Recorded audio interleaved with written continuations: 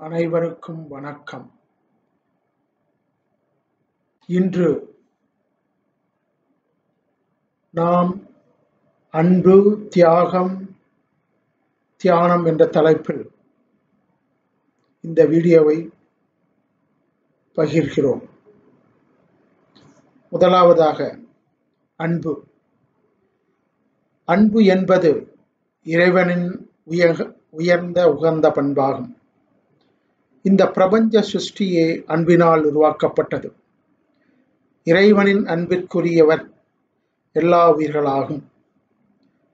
அன்பும் சிவமும் ஒன்றே.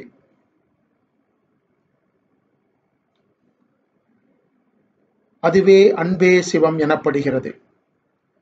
அன்பு இல்லையேல் கடவுள் இல்லை. மனிதன் அன்பையே தன் லட்சியமாக கொண்டு வாழ வேண்டும்.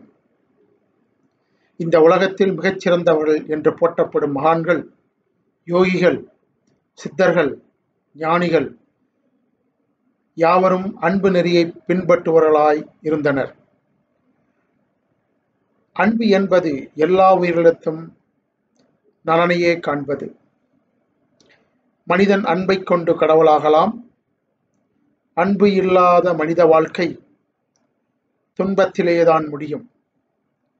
ஆகவே மனிதன் தன் உண்மை வடிவம் அன்பு வடிவம் என அறிந்து வாழ வேண்டும்.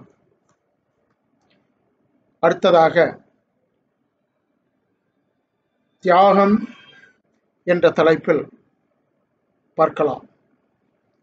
கடவுளின் தியாகச் செயலே நாம் காணும் இந்த உலகத்தில் சூரிய சந்திர நட்சத்திரங்கள், ஐம்பூதங்களான ஆகாயம், காற்று, நெருப்பு, நீர், நிலம் இவைகளாகும்.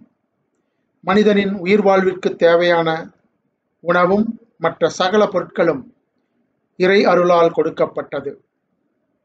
இறைவன் தியாகமே வடிவமானவர். ஆதலின் தியாகராஜன் என பெயர் பெற்றவர். முக்கியமாக இறைவன் செயல் மனிதனை இன்பமாக வாழச் செய்வதே. மனிதன் இறை அருளை பெறுவதற்கு தியாகம் மிக முக்கியம். தனக்கென்று எதையும் சேர்த்து வைத்து வாழாமல் மற்றவர்களுக்கு தேவையானதை வழங்கி வாழ வைப்பதே மனிதனின் தியாகச் செயலாகும். மூன்றாவதாக தியானம் என்ற தலைப்பில் பார்ப்போம். தியானம் என்பது மனோ ஆற்றலை கொடுக்கும் ஒரு பயிற்சியாகும். தனிமையில் அமர்ந்து மனோ உணர்வுகளை வெளிப்படுத்தாது உடலை ஆடாமல் அசையாமல் நிறுத்தி மனதை புருவ நடுவில் செலுத்தி பல மணி நேரம் சும்மா இருப்பது இதன் முறையாகும். இதனால் அகத்தில் இருக்கும் இறை சக்தி உடல் உறுப்புகளில் பாய்ந்து உடலும் மனமும் ஆற்றலுடன் விளங்கும். மேலும் தியான பயிற்சியினால் ஆன்மா உண்மை அறிந்து கடவுளின் ஒளிக்காட்சியை காணலாம்.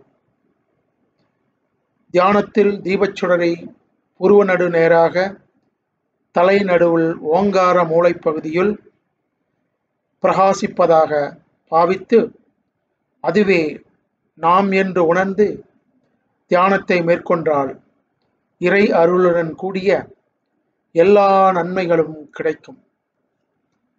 அனைவருக்கும் எனது வாழ்த்துக்களையும்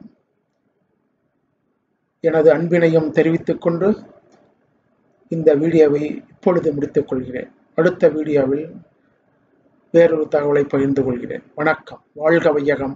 வாழ்க வளமுடன்.